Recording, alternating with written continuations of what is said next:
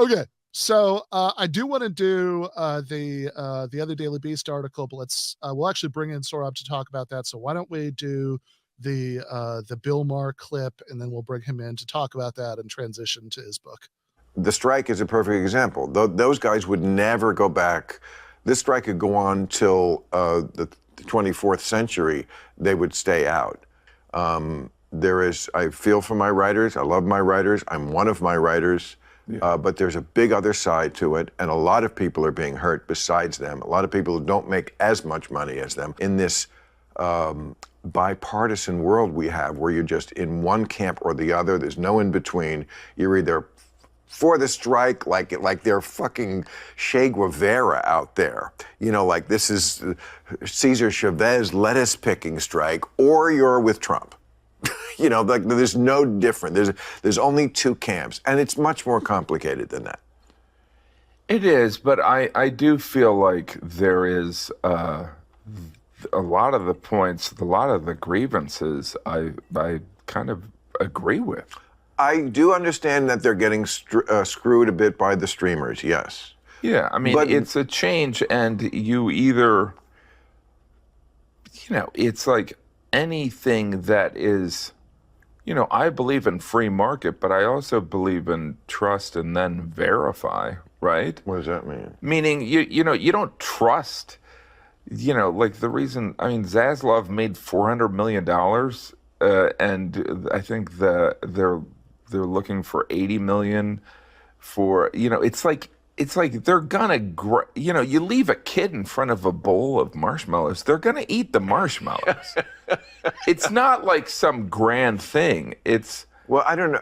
What are you saying? They're only asking for $80 million? Well, I'm saying they're asking for a lot of things. They're asking for a lot of things. Like kooky. Like what I find objectionable about the philosophy of the strike, it seems to be they have really morphed a long way from 2007 strike, where they kind of believe that you're owed a living as a writer, and you're not.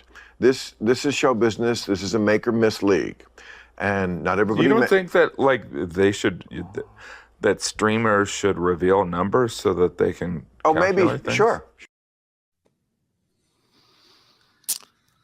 Yeah, it is pretty kooky to think that if your full-time job is producing content for Hollywood studios, which are notoriously cash-strapped organizations, you should be able to make a living doing that.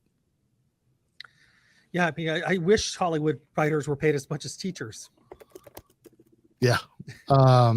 Well, yeah, and what does he even mean? Because it's such what he's saying is you are owed a living if you try to be a writer. I think. Well, nobody thinks you're owed a living if you just want to be a writer, but if you actually become a writer, and then you're writing things that you're writing scripts for movies and TV shows that make a ton of money for the studios, then it seems to me that you are in fact at least owed enough of that money to make a living off of, right?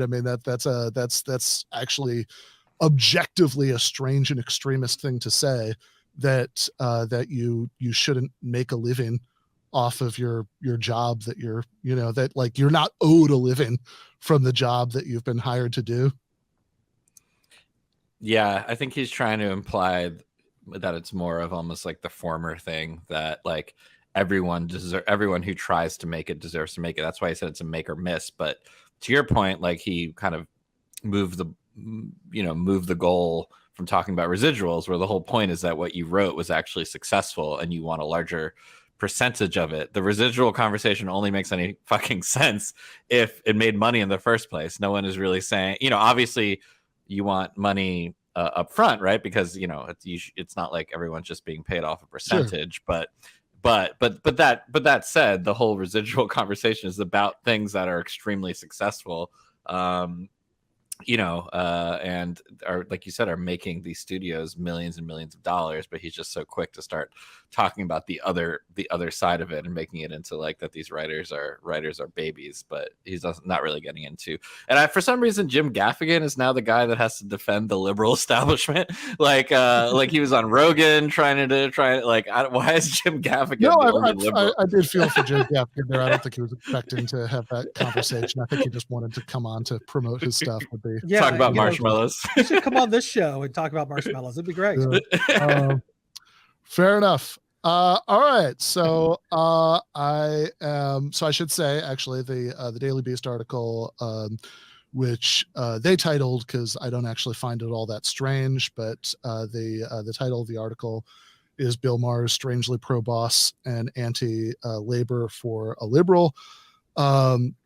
I actually think that given the kind of liberal he is, it's not particularly strange. It's bad. It's objectionable, but there's nothing, as somebody who's watched more Bill Maher over the decades than I'm happy to now admit, I'm actually not super duper surprised that he would take this position.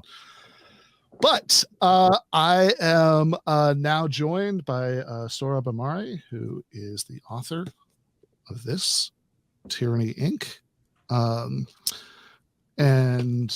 That's a pre-publication galley, Ben.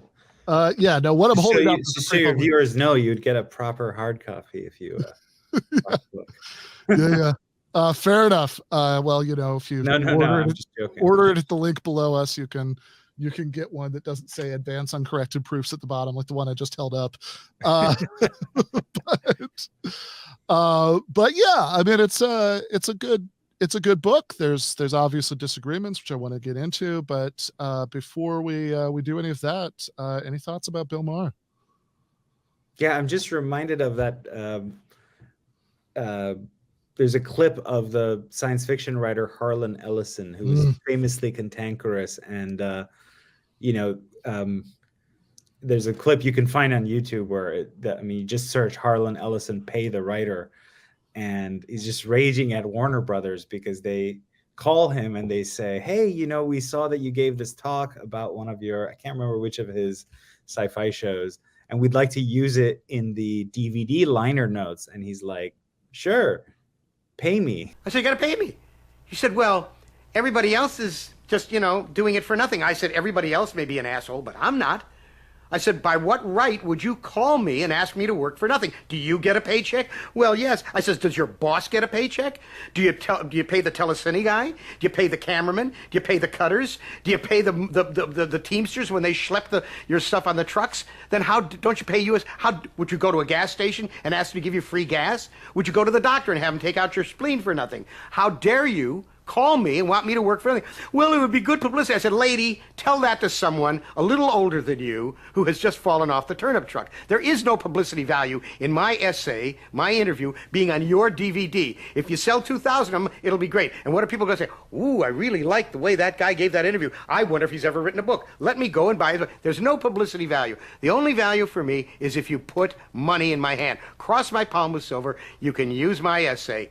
You can use my interview. And she says, well, all right, thank you. And she hangs up.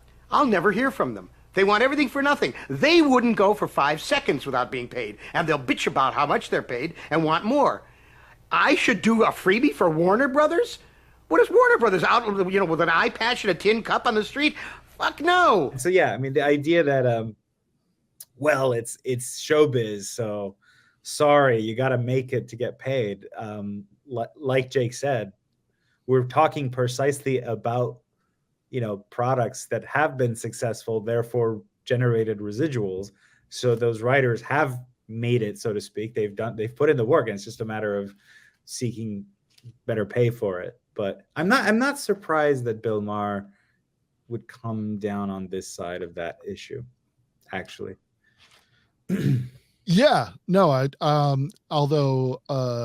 do find that when Bill is willing to sort of at least flirt with more social democratic ideas, often the consideration that seems to move him the most is, oh, we could be more like European countries because, you know, that sounds, I don't know, sort of, you know, more advanced to him or whatever.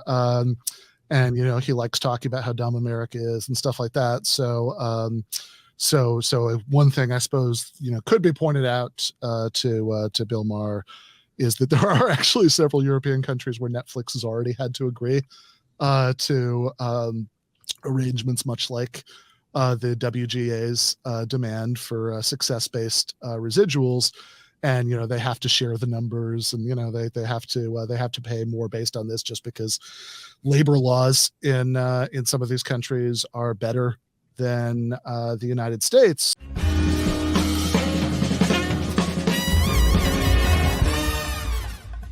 You have been watching free public content from Give Them an Argument. To access every single episode of the show, the main show on Monday nights, all of the streams, all of the debate breakdowns, all of the patron-exclusive post-games on Monday nights, all of the patron-exclusive bonus episodes every week, and much, much more, go to patreon.com/Ben Burgis. I cannot resist ending this with, don't be foolish.